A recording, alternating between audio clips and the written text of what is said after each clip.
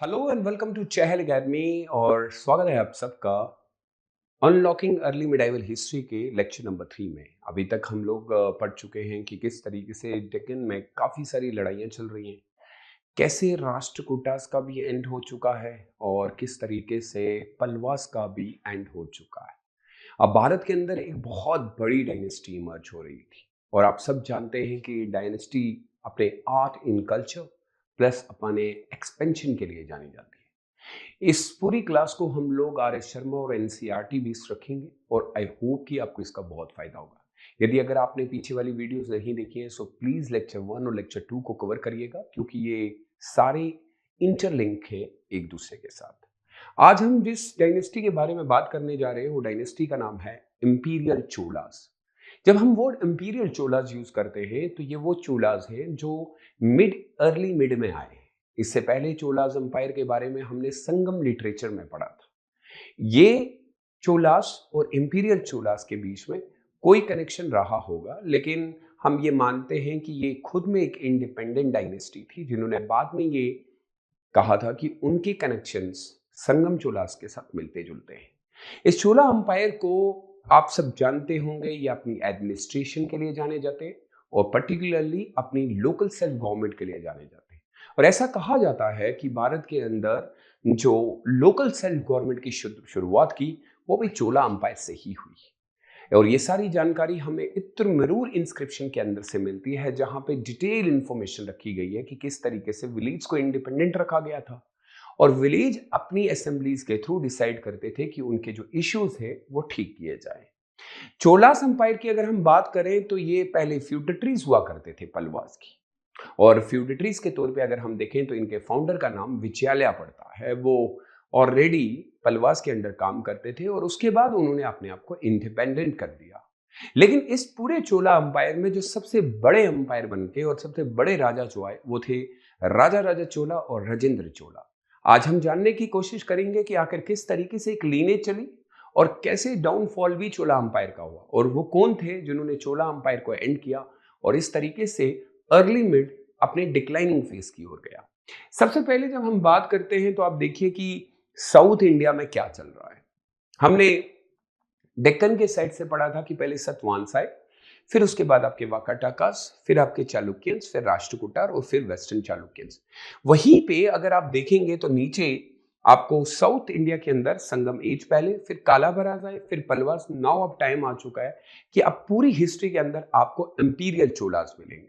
मैं बार बार कह रहा हूं कि जब हम इंपीरियल चोलास के बारे में बात कर रहे हैं, ये वो चोलास है जिन्होंने भारत के इतिहास में एक बहुत बड़ा रोल प्ले किया है। और सबसे पहले अगर हम इनके मैप की बात करें तो आपको दिख रहा होगा कि चोला अंपायर ने पूरे श्रीलंका और उसके साथ साथ के जो नेबरिंग एरियाज हैं उनके ऊपर भी रूल किया हुआ है, या आप ये कह सकते हैं कि एक बहुत बड़ा इन्फ्लुएंस उनके ऊपर रहा है, जिससे सुमित्रा, मालदीव, श्रीलंका, विजय अंपायर, ये सब ट्रिब्यूटरीज और एक ऐसे फ्यूडेटरीज की तरह जो है वो साउथ इंडिया चोला अंपायर के अंडर काम करते थे। मैप के थ्रू जानने की कोशिश करेंगे। अगर आप नोटिस करें तो ये पलवास की जो टेरिटरी हुआ करती थी, यहाँ पे कांचीपुरम हुआ करता था, और ये जो तंजवर एरिया है जो अब विजयालय ले चुका है, इसका मतलब है कि the founder of the Chola umpire of imperial umpire ये विजयालय बनते हैं जो अर्ली रूल करते थे। अर्ली रूल्ड बाय ये एरिया मुत्रियार्य डायनेस्टी के पास हुआ करता था जो कि पलवास के फ्यूडेटरीज थे, उनसे ले लिया। उसके बाद विजयालय ने इसी एरिया के अंदर एक बहुत बड़ा टेंपल बनाया जिसको Durga temple by Vijayalaya. But ये बात याद रखिएगा, ये फ्यूडेटरीज हुआ करते थे पलवास की, ये इनकी कैपिटल बनेगी। अब अगर आप यहां पे भी देखेंगे तो इस तरीके से उरियार कैपिटल है। विजयालय आए, फिर आदित्य आते हैं, फिर प्रांटका फर्स्ट, फिर राजा राजा मोस्ट इंपॉर्टेंट रूलर, उसके बाद राजेंद्र फर्स्ट, फिर कुलुतुंगा थर्ड और फिर राजेंद्र थर्ड। और इसके बाद एक डीप डिक्लाइन की ओर चोला अंपायर चले गए।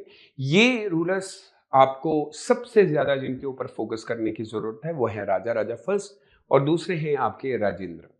अब आप देखिएगा कि आदित्य जो हैं वो अटैक कर देते हैं पलवास के किंग अपरिजिता के ऊपर और उनकी सारी टेरिटरीज को कैप्चर कर लेते हैं। इसका मतलब है कि चोला अंपायर ने अपने ही रूलर्स यानी जिनके अंडर वो फ्यूडेटरी का काम करते थे उनको एंड किया और ये सारा एरिया उनसे छीन लिया। जब हम बात करते हैं प्रांतका फर्स्ट की, तो प्रांतका फर्स्ट ने पांड्यास को भी डिफीट किया है।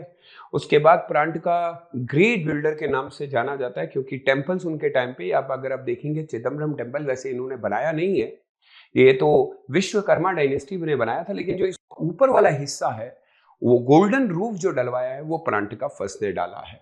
इसके अलावा अगर आप देखेंगे तो चिदम्बरम टेम्पल को प्रांतका फर्स्ट ने इतना खूबसूरत बनाया। उसके बाद एक बैटल हुआ है टोकलम, जहां पे capture Kanchipuram and capture Tanjore plunder and Chola lost their power, लेकिन फिर से ये अपने आप को रीगेन करेंगे और टेरिटरी को वापस लाने की। अब है सबसे इंपॉर्टेंट रूलर जिनको हम कहते हैं राजा राजा चोला। इनके ऊपर बहुत सारी पिक्चर्स भी बनी है, क्योंकि हम यूपीएससी पर्सपेक्टिव से पढ़ रहे हैं। तो अगर आप देखेंगे तो इन्होंने नेवल अटैक किया है कुंडलुसलानी यानी कि भास्कर रवि वर्मन चेरास के ऊपर, यहाँ पे आपको दिख रहा होगा। और चेरा की हाफ ऑफ टेरिटरी वो लॉस कर चुके थे, और उसके बाद ये सारी टेरिटरी राजा राजा चोला के पास चली गई। और फिर राजा राजा चोला ने चेरास के ऊपर भी, पांड्यास के ऊपर भी, और फिर जो उस समय पलवास की टेरिटरी थी वो भी ले ली।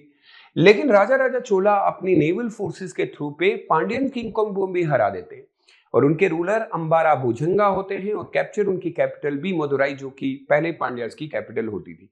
इसके अलावा ये गंगावाड़ी, तिगड़ापाड़ी, तोलापाड़ी, इनके ऊपर भी अटैक कर देते हैं और उनसे काफी सारा एरिया कैप्चर कर लेते हैं। इस हिसाब से ऐसा लगता है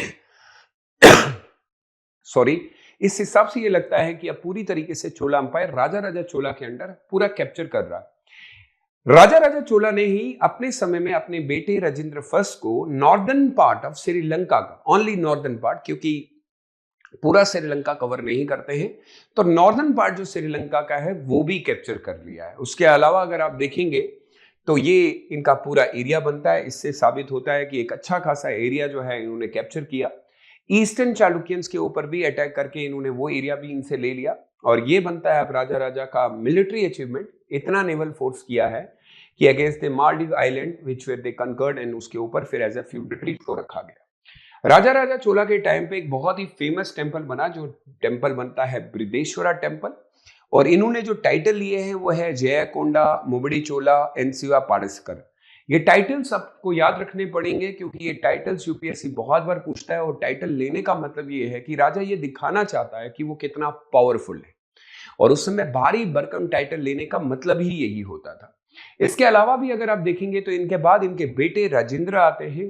काफी सारा एरिया अगर आप देखेंगे तो वेंगी चालुक्यन तक कवर किया है। ये सारा का सारा एरिया राजेंद्र के पास होता था। और अगर आप श्रीलंका को देखेंगे, जो कि कैपिटल है अनुराधापुरा एंड पलानुरवा, ये सारी की सारी श्रीलंकन टेरिटरी जो है वो पूरी सी पूरी राजेंद्र ने अपने अंडर कर ली थी। इसके अलावा भी अगर आप देखेंगे तो ये जय सिमा को भी हरा चुके हैं, जो कि वेस्टर्न चालुक्यंस में रूल करते थे, उनकी टेरिटरी। उसके अलावा अगर आप देखेंगे तो चोला की आर्मी ने गंगा एरिया को भी क्रॉस करके वहां पे महिपाला यानी कि पाल डायनेस्टी को भी हराया। इस तरीके से उन्होंने एक टाइटल लिया था गंगाई कोंडा चोलापुरम। इवन अगर आप देखेंगे तो इन्होंने इरिगेशन टैंक और चोला गंगनम बनाया। इन्होंने भी बृहदेश्वरा टेंपल की तरह एक टेंपल बनाया, जिस टेंपल का नाम है राजा राजेश्वरा टेंपल। उसके अलावा अगर आप देखेंगे तो ये भी अटैक कर रहे हैं बाहर के एरियाज को, जैसे जावा, सोमित्रा, उसके बाद कदरमबास। राजेंद्र टुक द टाइटल कदरमबास, यहाँ पे उनको हराया है। ये लोकेशन मैंने मार्क की है। स्ट्रेट ऑफ मलक्का रीजन्स के ऊपर भी अटैक किया है, मलेशिया के ऊपर भी अटैक करके इन सारे एरिया से वो काफी सारा ट्रिब्यूट्स लेते थे। इसके अलावा इन्होंने भी टाइटल लिया है मुडिगी condom, Gangai condom and Pandita Cholom. याद रखिएगा, ये टाइटल्स फिर से मैं कह रहा हूं कि बहुत इंपॉर्टेंट है, क्योंकि ये साउथ इंडियन हिस्ट्री है। इसके बाद जो नेक्स्ट रूलर आते हैं उनका नाम था कुलुतुंगा। कुलुतुंगा के टाइम पे श्रीलंका अब इंडिपेंडेंट हुआ, यानी हम ये कह सकते हैं कि अब चोला अंपायर जो है वो डिक्लाइनिंग फेज की ओर जा रहा था, यानी कि अब गिरावट देखने को मिल रही थी। वेस्टर्न चालुक्यंस कैप्चर्ड, अपना चालुक्यंस का एरिया कैप्चर कर लिया। और याद रखिएगा कि ये गंगा, ताड़ी और नोला जो एरिया था वो भी वेस्टर्न चालुक्यंस ने चोला अंपायर से वापस ले लिया। इसके बाद आते हैं कुलुतुंगा थर्ड। पांड्यास और चेरास जो है वो इंडिपेंडेंट। तो हमें क्या देखने को मिल रहा है कि चोला अंपायर अब आहिस्ता आहिस्ता डिक्लाइनिंग फेज की ओर जा रहा है। इसके अलावा राजेंद्र थर्ड जो कि लास्ट रूलर थे, उनको जत्ता वर्मन सौंदर्य पांड्या जो है डिफीट करते हैं, और इस तरीके से चोला की सारी टेरिटरी पांड्यन किंगडम के अंदर चली जाती है। और इस तरीके से चोला का जो बहुत बड़ा नाम था वो खत्म हो जाता है। बट याद रखने की जरूरत है कि पांड्यन किंगडम जब यहां पे रूल करेंगे, वो वैसी टेरिटरी क्रिएट नहीं कर पाएंगे जैसी चोला अंपायर ने, बिकॉज मैं आपको पहले भी कह चुका हूं कि चोला अंपायर अपने नाम, अपने आर्ट एंड कल्चर और अपनी एडमिनिस्ट्रेशन के लिए जाने जाते थे। इन्होंने ज्यादातर जिस रिलीजन को प्रमोट किया है वो शिविज्म, यानी कि शिव के टेंपल हमें बहुत देखने को मिलते हैं। इस समय में काफी सारा लिटरेचर की भी डेवलपमेंट हुई, और साथ साथ में ही हम जानते हैं कि चोला अंपायर बेसिकली अपनी एग्रीकल्चर, जो कि वो उनका प्राइमरी ऑक्यूपेशन था, ये सारी चीजों को लेकर चोला अंपायर ने एक बहुत विशाल साम्राज्य बनाया। लेकिन लास्ट के कुछ वीक सक्सेसर की वजह से चोला अपनी उस तरीके की आगे नहीं बढ़ा पाया, और इस तरीके से हमें डिक्लाइन देखने को मिला। नेक्स्ट क्लास में हम जानेंगे कि आखिर पांड्या किंगडम कैसे बना after the decline of Chola empire. Thank you so much, stay safe and stay blessed, bye bye.